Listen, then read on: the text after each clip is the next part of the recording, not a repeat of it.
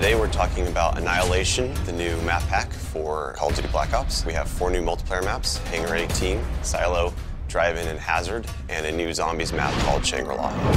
Hangar 18 is based in the highly controversial Area 51, and it has a lot of Easter eggs that play up the conspiracy theory aspect. Hangar 18 is a medium-sized map. It has a pretty classic multiplayer gameplay structure. All the paths lead through and around the hangar. It kind of caters for all game types. You've got your close quarters going through the hangar. You've also got some sniper points as well. Strategically, you want to hold down the hangar. If you can work with your teammates to really control the 4 main flow points, then you're going to dominate the map.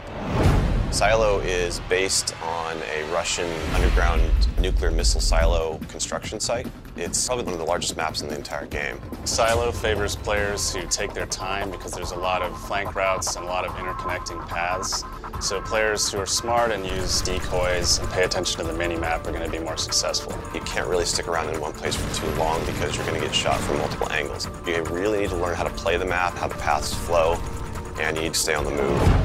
Nuketown was a really hugely successful and popular map with Black Ops, and we wanted to do another map in the DLC that kind of emulates that style of gameplay. Drive-In's a fairly small map, but it does have a variation of battles. You've got the wide open area in the middle, the actual Drive-In itself, but then you do have close quarter battles down the side. So Hazard was inspired by one of our World at War maps called Cliffside, but it's a complete reimagining of it.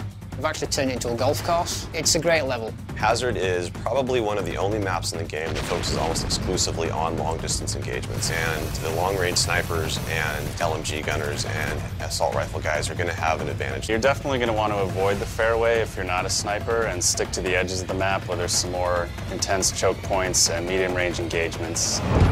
The story in Shangri-La is shrouded in mystery. I love to leave it up to the fans to derive their own ideas from it and also discover the facts that we put in there. I hope they really get the sense that we've taken this to just a whole nother level with the new weapons, the new environment, the new ways of getting around the map and things like that. There's a lot of holding areas, escape hatches, and things that let you get out at the last minute, which is a contrast to Call of the Dead, where it was a very wide open map. This is a much tighter map. Don't hold out too long. If things look like they're getting rough, get out of there. It's time to go. With Annihilation, we had a goal that we really wanted to push the visuals in all the maps. Each map feels very unique from one another. They feel like the kind of maps that you just want to spend a lot of time in. Annihilation hits Xbox Live Marketplace on June 28th.